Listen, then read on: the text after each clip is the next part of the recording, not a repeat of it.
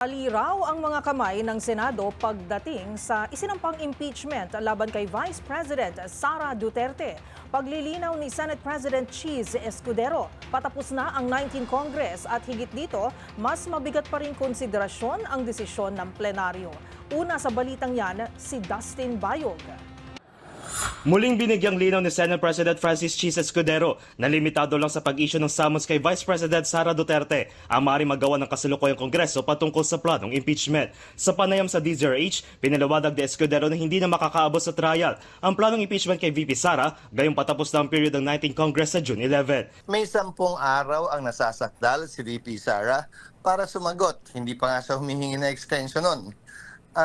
So ubus na agad yung panahon, 2 linggo man o 1 linggo para mag-proceed pa kami sa trial. Pangalawa, pagdating ng June 30 ay maglalapse na yung authority ng mga prosecutors mula sa 19th Congress sa Kamara. Hindi naman po pwede. Dagdag dito na hindi rin daw pwede itali ang kamay ng paparating na 28th Congress dahil makakaya ditong katigan o kontrahin ang magiging desisyon ng kasalukuyang Kongreso pagkatapos basahin ang articles of impeachment. Sa isang press briefing kahapon, inununsyo ni Escudero na mauurong sa June 11 ang pagbasa ng articles of impeachment kay VP Sara na nakadagdasa na kahapon upang bigyan daan ang legislasyon ng ilang mga panukala bago matapos ang 19th Congress. Dahil dito sa June 11 pa malalaman kung matutuloy ang pag-convene ng Senado bilang isang impeachment court kung sakali maaproba ng articles of impeachment na ipepresenta ng mababang kapulungan at matatapos sa pag-issue ng summons ang 19th Congress.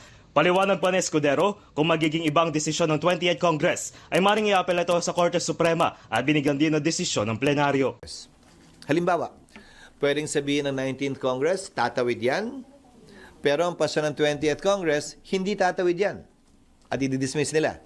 So, depende. Sa dulo, you have to understand, in Congress, plenary is supreme. It's not the decision or the voice of one member, even if he or she is the Senate President or an officer of the Senate or the House. Desisyon palagi ng plenaryo ang mangingibabaw sa anumang usapin. Matatandaan noong February 5 ay na-impeach si VP Sara ng House of the Representatives kung saan kinatigan ito ng higit 200 mambabatas. Para sa MBC TV Network News, ito si Dustin Bayog ng DZRH TV. Una sa Pilipinas, una sa Pilipino.